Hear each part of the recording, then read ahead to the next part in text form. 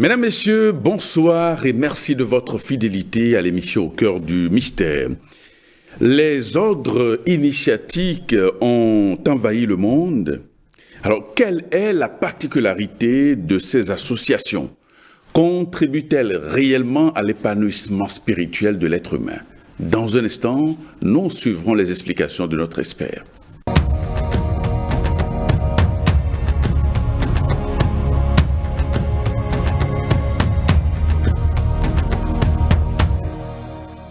Et nous recevons ce soir M. Magloire Ayou. Bonsoir. Bonsoir, monsieur le journaliste. Vous êtes mystique et cherchant en spiritualité et en ésotérisme. Merci de votre présence. Alors, qu'est-ce que c'est qu'un ordre initiatique? Disons qu'un ordre initiatique, le définir tel que vous me le demandez, est un peu compliqué. Mais j'ai dit simplement, de manière schématique, qu'un ordre initiatique devrait être un rassemblement de personnes physiques dotées de moralité appréciable dans l'objectif d'atteindre un but spirituel. Et pour atteindre ce but spirituel, doit suivre un certain nombre d'enseignements. Et pour suivre ces enseignements, doivent savoir un minimum pour ne pas heurter des principes contraires à ce que l'ordre devrait pouvoir, dans sa formation, donner à ceux qui sont initiés à. Donc l'initiation A implique qu'il y a un objectif, il y a une démarche. Et la démarche est élaborée en fonction de l'objectif à atteindre, donc de l'initiation. Et l'initiation s'entend par généralement des choses que vous ne connaissez pas avant, ou que vous connaissez, ou que vous croyez connaître, mais qu'on vous enseigne dans un cadre spécifique, dans un cadre assez réduit, dans un cadre bien limité, dans un cadre qui font de vous, désormais, quelqu'un d'accompli. Très bien. Alors, comment fonctionnent donc les ordres initiatiques? Les ordres initiatiques, parler de comment cela fonctionne, oui, serait un peu prétentieux de ma part. Parce que tous les ordres initiatiques ne fonctionnent pas de la même manière. Vous avez des ordres initiatiques, par exemple, qui ont à leur tête une administration comme la société civile et tout le reste. Et au-delà de ces êtres humains qui sont indiqués comme étant des maîtres de l'ordre, je dirais que ces personnes qui travaillent de manière physique pour la moralité de l'ordre, pour disons, l'éducation des membres de l'ordre, l'ordre est rattaché à ce qu'on appelle généralement un égrégore de travail. Oui. Et c'est là qu'intervient la spiritualité. Et cet égrégore de travail, forcément, permet que les résultats attendus s'obtiennent d'une manière ou d'une autre. D'une manière, dans l'application des enseignements qui sont développés dans l'enseignement au niveau de l'ordre initiatique. Suite à l'initiation, vous allez subir un certain nombre de formations, et ces formations-là ont pour objet de faire de vous un monsieur précis, un monsieur donné précis, un monsieur avec certaines performances. On n'entre pas dans un ordre mystique ou dans un ordre initiatique parce qu'on veut demeurer tel qu'on était. C'est pour devenir plus performant par rapport à la société ou pas plus performant par rapport à un objectif visé. Oui. Voilà. Alors vous avez utilisé un concept égrégore. Qu'est-ce que c'est qu'un égrégore? En fait, un égrégore, un peu comme je le disais au niveau de l'ordre mystique, c'est le regroupement de personnes physiques qui font certaines émissions énergétiques, émissions mentales, émissions vibratoires, afin d'atteindre un objectif précis. Donc, quand je prends par exemple, pour mieux schématiser, quand je prends par exemple l'Église catholique, pour ce qu'on connaît le plus, c'est vrai que chacun de nous peut prier chez lui, peut reprendre ce qui se dit à l'église chez lui, mais n'a pas le même résultat parce qu'il y a un égrégore de travail dans lequel il n'a pas participé. Et l'égrégore, c'est l'être psychique qui est créé à partir de cette intention de pouvoir obtenir un résultat donné et des moyens qui sont mis en œuvre pour parvenir à la création de cet être psychique. Très bien. À quel moment précis les ordres ou la société secrète ont fait leur apparition? Et ça va être très difficile de déterminer avec une précision de date. Mais je dis simplement que les apparitions d'ordre, c'est à partir du moment où les hommes ont senti le besoin de se mettre ensemble pour parvenir à un objectif tel que se protéger, tel que s'offrir des opportunités, et tel que combattre, même faire la guerre à une contrée voisine. C'est à partir déjà de cet instant qu'on peut parler d'ordre. Parce que si vous prenez par exemple le militaire, ou les militaires en gros, c'est un ordre initiatique qui ne dit pas son nom. Parce qu'il ne se veut pas militaire. Qui veut? On ne peut pas dire dans la rue « Ah, je suis militaire » sans avoir reçu une formation liée à l'utilisation des armes. Sans cette formation, vous ne pouvez pas vous déclarer militaire. Et pour vous déclarer militaire, il faut forcément certaines initiations. Comment on tient un fusil, comment il faut tirer, et dans quelles circonstances il faut rester à gauche, dans quelles circonstances il faut tirer par répétition ou par rafale. Bon, tout ça là s'enseigne et déjà c'est une initiation. Et depuis ce temps, déjà on peut parler de l'existence des ordres mystiques. Voilà, sauf que par rapport à l'armée, c'est pas mystique, mystique. C'est pas pour la spiritualité. Voilà, c'est pas pour la spiritualité, mais c'est un ordre. Oui. C'est un ordre qui a ses us et coutumes et qui répond à un certain nombre de normes. Et il faudrait forcément des initiations pour dire je suis militaire. Très bien. Alors, quelle est la nature des enseignements donnés par les ordres initiatiques? En principe, l'enseignement donné par les ordres initiatifs devrait pouvoir permettre à l'individu de se parfaire. Pourquoi vous dites en principe? En principe parce que cela n'est pas tout à fait, ne semble pas être tout à fait le cas. Quand on dit « vous êtes initié », ça veut dire que vous avez reçu un certain nombre d'enseignements, un certain nombre de codes. On vous a permis de connaître un certain nombre de codes. Et ces codes doivent vous permettre de vous débarrasser de la nature humaine sauvage ou tout à fait brute que vous avez. Et on dit même dans certaines écoles que c'est pour tailler la pierre brute. Donc, vous êtes en train de vous former, ou on vous forme, et on vous donne des armes, on vous donne des rudiments d'information qui puissent vous permettre de devenir ce que vous devez être pour permettre à la société d'évoluer tel que cela devrait évoluer. Mais je mets en principe parce que il y a des ordres qui cachent tellement cette formation au point où celui qui est initié à l'ordre ne peut même pas se révéler aux gens, ne peut pas se révéler aux citoyens lambda, Et à partir de ce moment, il ne peut enseigner à ses citoyens ou dans son milieu que par sa nature. Oui.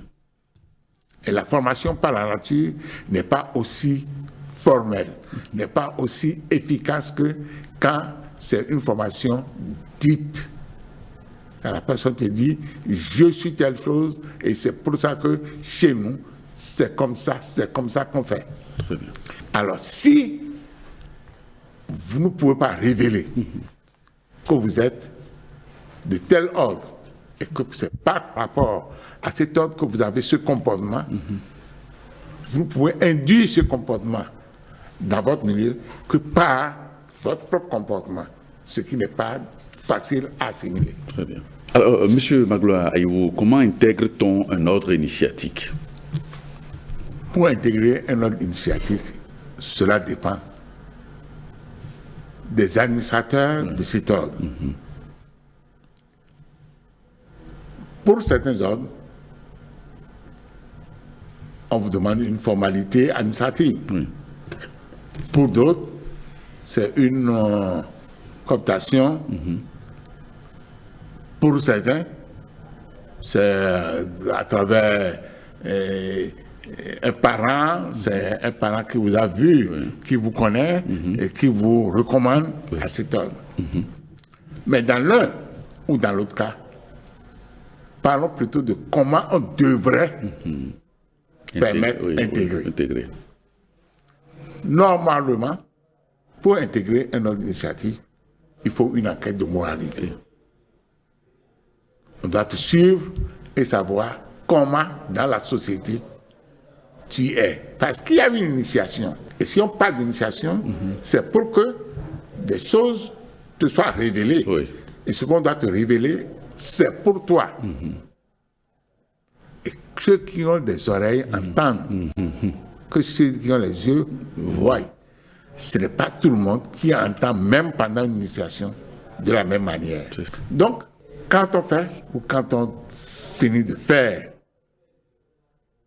cette petite enquête de moralité, on te communique avec l'administration de l'ordre.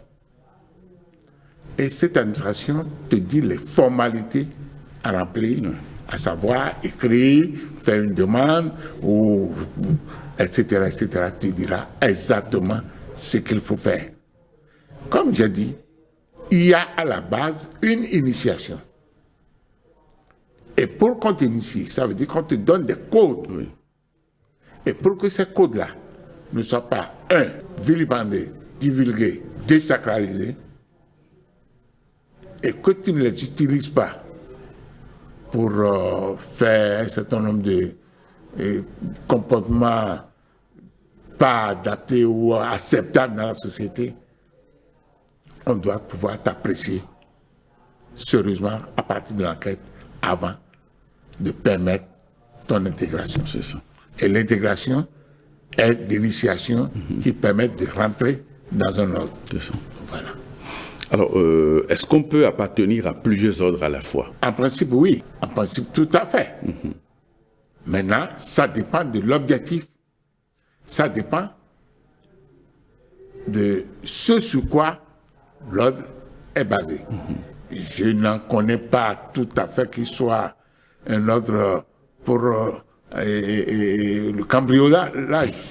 Bon, alors, mais si c'est ça, c'est contre déjà les lois de la société. Oui.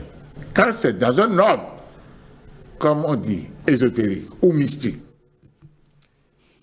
qui prône la formation humaine à des fins de pouvoir le dépouiller de l'homme ancien qu'il était, ça doit pouvoir se faire.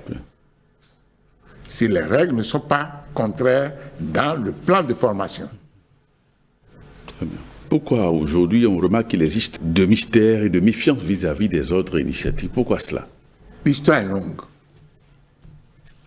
L'histoire est très longue. Dans le temps jadis, Oui. on prend les gens qui sont, par exemple, dans des ordres initiatiques, dans des ordres ésotériques, pour parler beaucoup plus de mysticisme.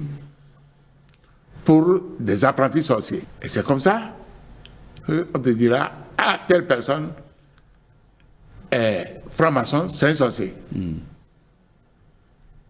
Mais c'est exagéré de parler comme ça, parce que toi, tu n'as pas été initié franc-maçon, tu ne sais même pas ce qu'il y a là-dedans. Et comment tu peux décréter que c'est un sorcier? Ou on dit, ah, ce monsieur-là, il est dans la fraternité au Boni, ah, c'est un sorcier.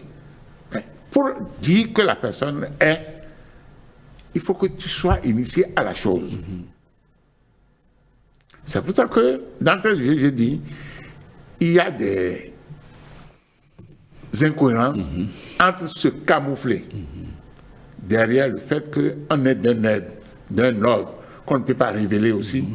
Parce que si tu ne révèles pas, le type, il décrète que, ben alors là, tout ton comportement, même si c'est bon, ça ne s'entend pas. C'est comme quand on était tout jeune. Par exemple, on était tout jeune. On voyait tous les jours un vieux habillé en blanc. Il a suffi qu'on le voit tout le temps habillé en blanc, que les camarades de classe commençaient par me dire, ah, celui-là c'est un franc-maçon. S'il vous maudit, c'est dangereux, c'est très grave, il ne faut même pas l'approcher. Je dis non, mais quand on grandit, aujourd'hui, on s'est dit, bon, peut-être que on vit avec des francs-maçons, on vit avec des Jésus-chrétiens, on vit avec des gens de la fraternité blanche, on vit avec plein de gens qui sont dans beaucoup d'autres, mais qui n'ont rien à nous, qui ne nous gênent pas. Qui ne nous gênent pas, ils ont leur ligne de formation, ils ont leur ligne d'évolution, nous avons les nôtres. Et chacun évolue tel qu'il peut évoluer et comme il doit évoluer. Très bien. En termes clairs, l'appartenance à un ordre initiatique, ça vous confère quel type d'avantage? Ah, beaucoup. Beaucoup. D'abord, ça permet une éducation, comme j'ai dit. Et ça permet surtout la connaissance. On ne voit pas un ordre ésotérique. Parce que on veut être un tentampion vu de tout le monde. On va à un autre ésotérique. Parce que l'objectif, on veut apprendre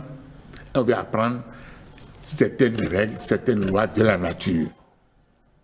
On vous dit, par exemple, soyez suffisamment humble. Et quand vous êtes dans un ordre mystique et que vous côtoyez avec des gens d'une certaine valeur, d'une certaine grandeur, de l'administration terre à terre, pour parler comme ça, et qui ont des comportements, ça vous éduque, ça vous forme à tel monsieur, quoi qu'il soit ministre de la République, il a un comportement tel que vraiment, ça me plaît. Et à partir de ce moment, c'est déjà un cadre de formation. On rentre dans un ordre mystique pour une formation, pour se dévertir d'un certain nombre de tares. Voilà. Mais il existerait aussi des ordres mystiques qui feraient du prosélytisme où on promet une promotion professionnelle, sociale à des gens qui y arrivent. Qu'est-ce qu'il en est? Ah oui, ça c'est vrai que dans toute société, en fait, je ne sais pas si on promet, mais dans toute société, quand vous êtes plus proche de l'autre et que vous connaissez parfaitement la personne, s'il y a une promotion à faire tout de suite à quelqu'un, c'est celui que vous connaissez que vous indiquez. Déjà à partir de l'enquête de moralité. Vous savez que vous, par exemple, vous journalistes que vous êtes là, dites, ah, ce monsieur, il est correct, il fait bien son travail. Mieux, il est initié. Donc, suivi 2 fois. Il a une formation, on lui a inculqué qu'il ne faut pas brimer les gens, qu'il faut bien se comporter et que l'argent de l'État est pour tout le monde. Il ne faut pas les ramasser pour aller construire sa paillote au village. Ça vous garantit que celui-là est d'une formation qui permet d'exercer les fonctions, par exemple, de directeur. Là, si il vous est donné de faire sa promotion, vous le faites sans rechigner. Par rapport à l'autre citoyen lambda que vous ne connaissez pas. Quoi qu'il ait des diplômes ou quoi qu'il ait une formation solide, mais par rapport à l'autre que vous connaissez mieux parce qu'il a initié. Ce n'est pas parce qu'il a initié que vous êtes lié à lui et que vous allez lui donner carte blanche. Mais c'est parce que l'enquête de moralité, comme je le dis, enfin son adhésion, les initiations qu'il a reçues, la formation qu'il a reçue, vous garantissent que celui-là est capable de faire quelque chose de sérieux par rapport à là où on veut l'initier. Très bien. Alors, est-ce qu'on peut quitter un ordre ou une société secrète sans conséquences fâcheuses pour soi-même? Ah, ça, c'est discutable. En principe ou en réalité, non. Non, parce que nous avons parlé de l'égrégore. Oui. L'égrégore, c'est un être physique que vous avez créé. À partir de certaines émissions, Oui. à partir de certains comportements, à partir de certains rituels. Et mieux, dans les ordres mystiques, généralement, pour ce que je crois savoir, il y a une prestation de serment à un moment donné, à un niveau du rituel. Et quand vous prêtez serment, c'est que vous vous engagez par rapport à un certain nombre de codes qu'on va vous révéler, un certain nombre de comportements que vous devez avoir. Et quitter cet égrégore que ensemble vous avez créé pour aller, je sais, aller ailleurs. Si ce n'est pas dans un égrégore équivalent ou aussi fort, vous allez recevoir forcément des coups. Et ces coups-là viennent d'où? Ah, forcément de ce que vous avez créé vous-même. Ces coups-là viennent de ce que vous avez créé vous-même. De l'égrégore que vous avez créé. De vous avez créé vous-même. Parce que vous êtes désormais dans un sens contraire à l'émission de l'égrégore, au vœu de l'égrégore, aux énergies de l'égrégore. Et cet égrégore ne va pas vous rater parce que va être fâché contre vous. C'est un être ici que vous avez créé. Va être fâché contre vous. Ah, voilà un monsieur qui a prêté serment et qui s'est engagé devant moi à se comporter comme. Et dévie de là, mais ne se comporte plus comme il avait promis de se comporter. Et mieux, qu'il ne se comporte plus tout à fait, s'est mis surtout, et c'est ça le plus dangereux, s'est mis surtout à bavarder. Il dit, ah, dans tel ordre-là, moi j'ai été, voilà comment ça se fait, voilà, c'est ça. Non, si on est initié, on reste, comme dit quelqu'un, et que je cite, le cardinal Gatti a dit à un ami prêtre à moi, qui était en difficulté avec l'Église catholique, il lui a dit, on est prêtre à vie. On est initié une seule fois. On est initié à vie. Vous ne pouvez pas être initié dans un ordre. Sortir de cet ordre et commencer par parler mal de cet ordre. On ne peut pas cracher dans une assiette où on bouffe. Bon. Il existerait des loges noires. Comment est-ce qu'on peut les identifier? Il existe des loges noires. Et par rapport à l'existence des loges noires, le cas le plus élémentaire qu'on peut prendre, c'est celui des loges de la sorcellerie. Oui. Là aussi, c'est la sorcellerie. La sorcellerie est une loge. Parce que pour aller à la sorcellerie, il faut être... Il y a un rite. Oui, il y a un rite. Et puis, forcément, il faut être pris par quelqu'un. Et ils font une enquête. S'ils savent que tu es bavard, moi, c'est vrai que je ne suis pas sorcier. Je n'ai jamais été. Je ne souhaite même pas le devenir. Mais j'estime que, de la même manière, ils doivent t'analyser avant de t'accepter dans les sectes. Oui. Mais en fait, être sorcier là, c'est un thème galvaudé, c'est tout. En mathématiques, par exemple, le professeur te dit 2 plus 2, tout dit égal à 4, plus 1, il dit égal à 5. Il te dit, pour t'embrouiller un peu, il dit 1 plus 1, plus 3. Et tu commences à réfléchir. Et tu lui dis, pas le chiffre qu'il faut. Ouais. Première réaction, il te dit, mais c'est pourtant pas sorcier ça. Donc, un sorcier, ce qu'on ne comprend pas, ce qu'on ne connaît pas, c'est tout. C'est ça. Donc, en principe, les loges noires, les loges qui disent les messes noires, comme ils disent, etc., etc. Je n'en fais pas partie, mais de toutes les manières, c'est parce qu'on n'a pas compris et c'est parce qu'on ne connaît pas ce qu'il y a en dessous qu'on les traite de sorciers, parce qu'on est ignorant de ce qu'ils font. C'est vrai que c'est du noir, on suppose, et qu'ils auraient pu mieux faire. Mais à défaut de pouvoir mieux faire, mais toi reste dans une loge qui ne permet pas à ces sorciers, si on peut les appeler ainsi, de t'atteindre. Et nous avons eu à parler ici, une fois, de ce qu'on appelle les boucliers. Et ton propre comportement constitue déjà un bouclier. Le fait d'être correct, en harmonie avec les gens, ça constitue d'être toi-même doté d'un bouclier. Les prières que tu fais, ça permet d'être doté d'un bouclier. Et j'ai donné l'exemple de la messe catholique tout à l'heure.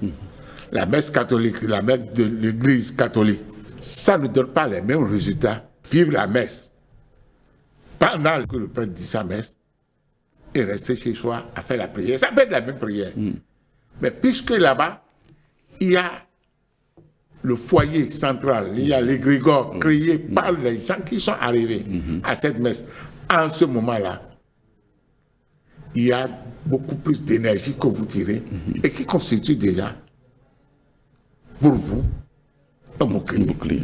Le signe de la croix, mais qui se fait mal. Qui se fait mal. Aujourd'hui, tu vois, les gens font le signe de la croix de manière à la va-vite. Le signe de la croix est un bouclier. Quand c'est bien fait. Quand c'est bien fait. Parce que cela émet, ça te raccorde à une énergie. Et cette énergie doit pouvoir te protéger si tu es en harmonie avec elle. Et il n'y a pas très longtemps, et dans tout le Bénin, quand les gens ont des problèmes, ils te disent spontanément sang de Jésus. Ou ils te disent Jah. Jah. C'est un nom. Ils te disent sang de Jésus.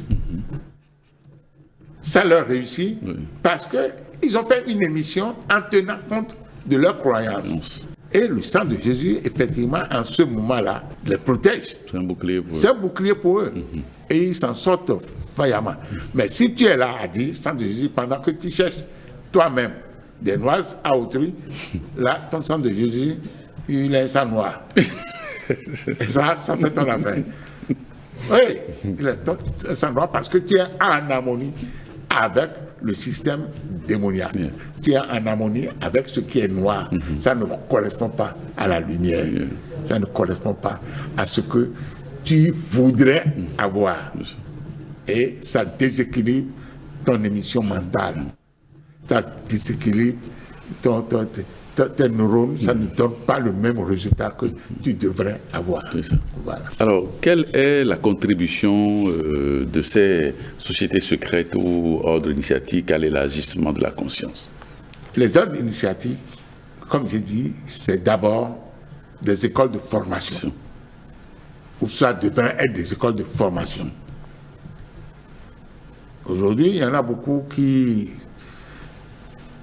ont tendance à aller vers ce qu'ils appellent la cotisation. En principe, ça ne devrait pas être ça. L'objectif premier, c'est vrai qu'on a besoin d'argent. Oui, parce que pour fonctionner, les ordres n'ont pas de subvention. Voilà. Donc pour fonctionner, les membres doivent se cotiser. Oui. Mais il y en a où on te dit, s'il ne cotise pas, il ne vient pas. Mais on ne prend pas la peine de savoir s'il a les moyens même de cotiser. Il peut avoir à ne pas pouvoir cotiser. Mais parce qu'il n'a pas les moyens. En ce moment-là, mais être un bon artisan, un bon ouvrier, un bon entrepreneur de cet ordre. Et maintenant, si les autres membres de l'ordre, eux aussi, se refusent à cotiser, ça veut dire que ils ne doivent pas refuser à cotiser. Je dis dans le bon vieux temps ce qui se fait. Vous, monsieur le journaliste, vous avez peut-être les moyens de pouvoir cotiser. Moi, je n'en ai pas à un moment donné. Si vous constatez que je n'en ai pas, vous payez la capitation sans même me le dire. Sans même crier sur tous les toits. Vous me donnez les moyens. Oui. On dira seulement au niveau de l'ordre, un frère a donné telle enveloppe pour Jacques, ou pour Paul, ou pour tous ceux qui n'ont pas pu. Est-ce que l'enseignement que les ordres donnent, est-ce que ce type d'enseignement peut réellement aider l'être humain à s'améliorer, à travailler donc pour sa perfection? Ça devrait en être ainsi. Ça devrait en être ainsi. Si c'est un ordre sérieux, structuré, authentique, ça devrait en être là.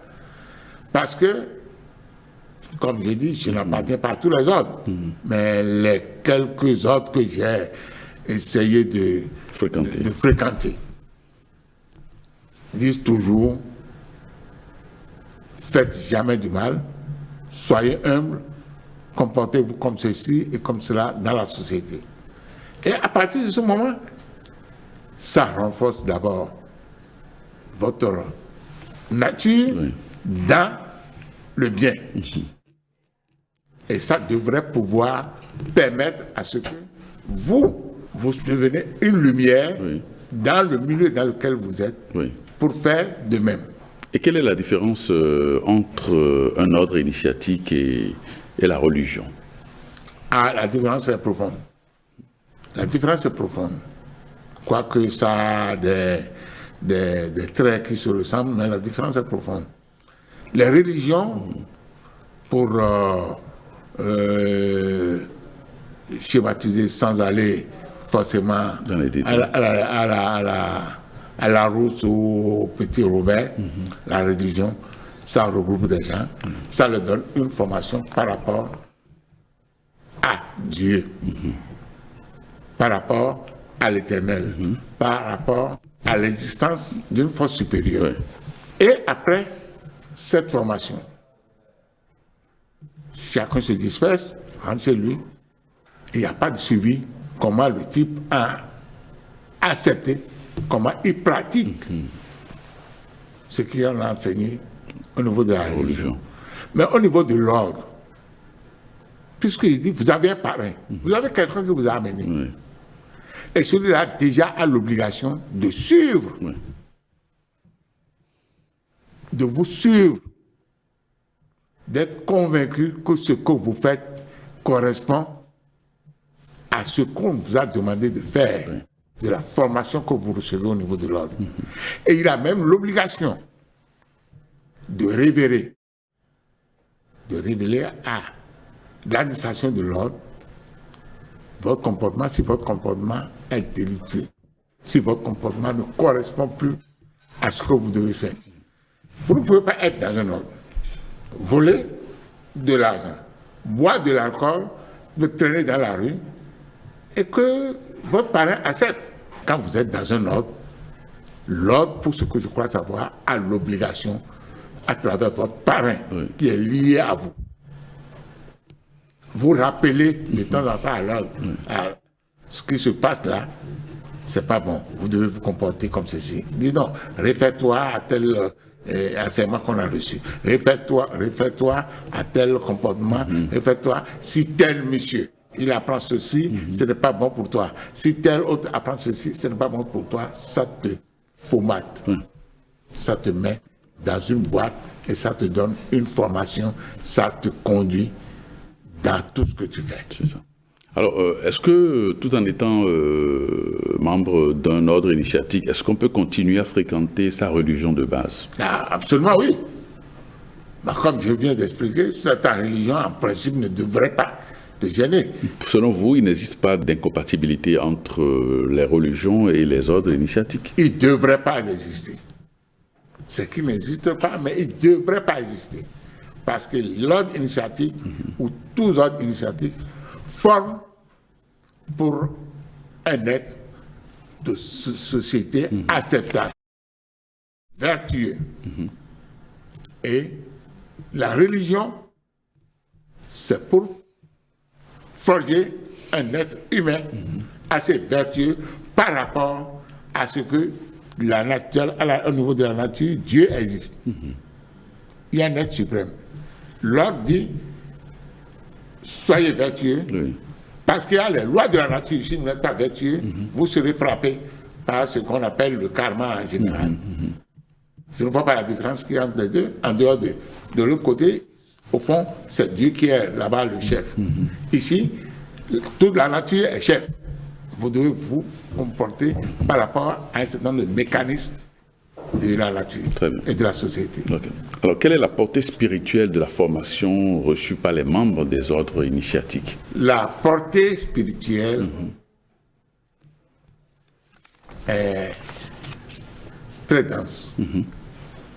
Dense en ceci que, comme j'ai dit, dans les ordres initiatiques, on développe en vous le respect des lois de la nature. En réalité, c'est ça. On vous donne des codes pour vivre en harmonie avec ces lois. On vous donne une formation pour vivre en harmonie avec ces lois. Tout ce que je condamne un peu dans certains ordres, c'est qu'on ne vous permet pas de révéler que vous êtes ci ou vous êtes ça. Si vous ne révélez pas, les personnes, ils ont vite fait de vous ranger dans un ou dans l'autre catégorie, mais sans faire de discernement. Mais pourquoi il y a autant de mystères ou plutôt de cultes du secret dans les ordres initiatiques? Oui, mais c'est parce que vous avez reçu une formation, vous avez reçu des codes. Et comme l'être humain est changeable, peut-être que ces codes que vous avez reçus là-bas, vous pouvez les utiliser contre votre prochain. Puisque dans tous les ordres mystiques, on évolue par graduation.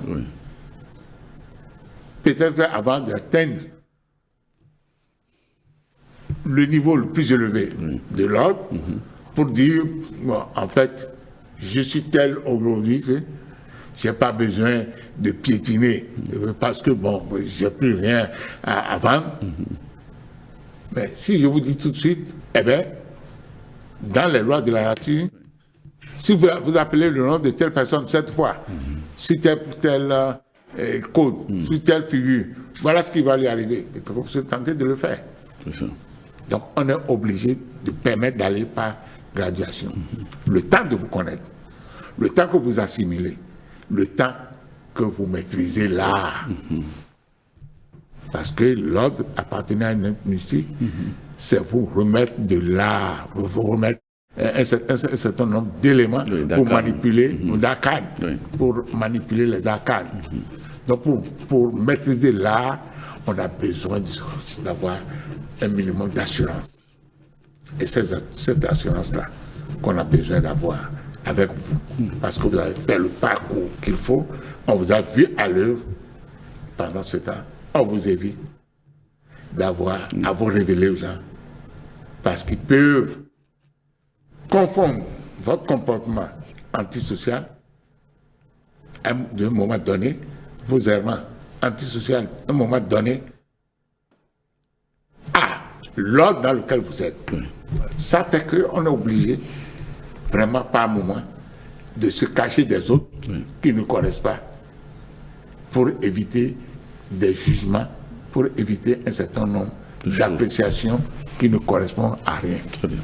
Bon, il y en a qui disent que appartenir à des ordres initiatiques, c'est vendre son âme au diable et que c'est s'engager dans des pactes ténébreux. Qu'est-ce que vous en pensez? Dans ces histoires. C'est des histoires. Pour moi, appartenir à un ordre, c'est pour recevoir une formation. Et cette formation-là, ça combat forcément tout ce qui est ténébreux, tout ce qui est obscur. Maintenant, si tu es de l'autre côté, comme on dit, ce que j'appelle la sorcellerie. Encore que les gens disent, il y a la blanche, il y a la noire, je n'en sais rien. Mais, grosso modo, entre griffes, si vous êtes dans quelque chose que vous ne connaissez pas, que vous ne comprenez pas, moi, c'est ça que j'appelle sorcier. Comme j'ai dit, en arithmétique, on te dit 1 plus 1, tu sais que c'est égal à 2. Et puis le maître te dit, après, 1 plus 0 égale combien? Tu n'es pas capable de dire que c'est égal à 2. Première réaction normale, il dit, mais c'est pourtant pas sorcier. C'est ça. Ça veut dire qu'un sorcier, ce qu'on ne connaît pas, ce qu'on ne comprend pas. Donc, si tu es dans ce que toi-même tu ne comprends pas, tu as vendu ton âme au diable. Parce que tu ne comprends même pas qui est le diable. Est-ce que c'est ton voisin qui est dans la même loge que toi qui est le diable? Tu ne sais pas. Est-ce que c'est ton chef féticheur qui est le diable? Tu ne sais pas. Mais voilà, tu es parti te mettre en connivence avec lui. Lui n'a jamais été à l'école. Déjà, tu es avec lui. Il est très embêté parce que tu viens parler français ici, parce que tu viens te comporter mal ici. Et de l'autre côté, ce n'est pas la même chose. Quel que soit l'ordre dans lequel tu vas te mettre, quel que soit l'ordre dans lequel tu vas te mettre, c'est pour te dire, il faut savoir poser tes pas. Et c'est un pas après l'autre. Et les 2 pas, on ne les met pas ensemble, sinon tu vas tomber. Donc tu décales. Chaque fois pour évoluer, pour aller de l'avant, c'est un pas après, chaque fois. Très bien. Alors, la plupart des ordres initiatiques proviennent de l'Occident et tout, mais est-ce qu'il existe également des ordres africains? Ben, je ne sais pas, mais ce qui est bon, c'est qu'il est souhaitable qu'on en advienne à ça. Parce que, comme j'ai dit tantôt, j'ai fréquenté quelques ordres. Et je dis que nous avons des enseignements similaires. Sauf que chez nous, les enseignements sont oraux. Dans la tradition que je maîtrise le plus, dans la tradition fond, c'est le grand-père qui est féticheur, qui t'a dit, et toi tu as révélé à ton enfant. Une tradition orale. Tradition orale. Les Blancs, eux autres, ils écrivent. Et quand on écrit, on a le temps de codifier. On a le temps de relire, de corriger, de rendre ça plus performant. Sinon, quand tu prends par exemple les féticheurs de chez nous, les Linsoué, par exemple, c'est un ordre. N'est pas le féticheur qui veut. Et je ne peux pas te trimballer, par exemple, pour aller dans leur couvent. Non. Ça, c'est pas possible. Il faut que tu sois initié. Ouais. Bon. Et ici, il y a une initiation. De l'autre côté, il y a une initiation. C'est presque la même chose. Là-bas, on te dit, ah, ici, voilà le comportement qu'il faut avoir. Et même là-bas, on ne te dira pas, ah, cherche la femme de ton patron, cherche la femme de ton collègue ou ton voisin. Non. On te dit, c'est interdit. Maintenant que tu ne les écoutes pas, que tu fasses ce que tu veux, ça, c'est autre chose. C'est autre chose. Et te diront même, si jamais on est au courant que tu fais une telle bêtise, tu es exclu ou tu es vraiment corrigé fort. C'est la même chose de l'autre côté. Oui. Donc, il faut qu'on en arrive à fabriquer ou à initier des ordres mystiques purement béninois. Je ne dirais même pas africain parce que je ne connais pas toute l'Afrique. Purement béninois. En Afrique, j'ai découvert un petit groupe au Gabon, précisément, où les gens mangent une racine qu'on appelle iboga. Et quand ils mangent cette racine-là, ils communiquent avec les défunts. C'est eux qui disent que c'est les défunts. Mais moi, je mets en griffe, ils communiquent avec des entités. Oui. Alors, voilà des choses exploitables pour monter un ordre. Oui. Parce que de ce côté, on te dit, peut-être avec les sons de voyage, ou peut-être avec la concentration, ou peut-être avec... voilà. Ou l'invocation. L'invocation, tu te mets en communication avec une entité. Oui. De l'autre côté, on te dit, si tu manges ci et ça, tu te mets en communication avec une entité. C'est la même chose, mais la seule chose ici, est-ce que c'est une entité que tu peux maîtriser? Est-ce que c'est une entité que tu peux dominer? Une entité que tu peux exploiter à faire du bien par rapport à cette maîtrise. De l'autre côté, que ceux qui en ont les capacités commencent par penser à des fraternités, à des ordres ésotériques purement africains. Parce que toute initiation toute initiation, je pèse bien mes mots, je le dis fort, toute initiation, toute formation, tout enseignement que nous recevons tient compte forcément ou doit tenir compte de notre environnement. Si toi et moi on va chez un féticheur un jour, il nous donne ce qu'on appelle le Bessisala, qui est une forme d'invocation ou d'incantation ou tout ce qu'on veut. Le mantra. Le mantra. Et qu'on te dit, ça, tu le dis en fond, tu ne pourras pas le dire mieux que moi. Donc l'entité à laquelle ce mantra-là est lié va être beaucoup plus attentif à moi qu'à toi, parce que je lui parle sa langue. Oui. Et c'est ça que l'Église catholique a perçu très tôt en disant, d'abord, faites face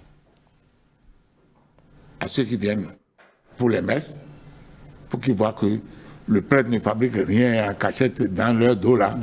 Ils voient les gestes et tout ce que le prêtre fait. Et on demande même que des messes soient dites en fond. En tout cas, dans la langue, parce que ça pénètre beaucoup plus. Ça accroche beaucoup plus. Ça fortifie beaucoup plus. Ça forme enfin beaucoup plus. Et j'avais un oncle, paix à son âme, l'abbé Tchédji. Quand il dit une messe, tu croirais qu'il te dit ça en latin. Mais c'est en fond pur. Il parle, il dit non, oui, mais oui. Donc il a une intonation religieuse qu'il amène dans du fond. Et les gens, j'ai constaté que les gens apprécient beaucoup sa messe. Pour nous, bon, je dis une messe de 2 heures, de 3 heures, c'est long pour rien. Mais pour le commun des mortels, le villageois, il apprécie ça parce qu'il dit, ce prêtre-là, il vous explique tout dans votre langue. Donc l'environnement est nécessaire. Par conséquent, la création ou la naissance des ordres mystiques qui correspondent à notre environnement, à notre éducation de base, est nécessaire. Ça permettra plus facilement de fabriquer, de forger des hommes qui correspondent à ce que nous voulons. Merci Magloire Ayou. Je rappelle que vous êtes mystique, cherchant en spiritualité, en ésotérisme.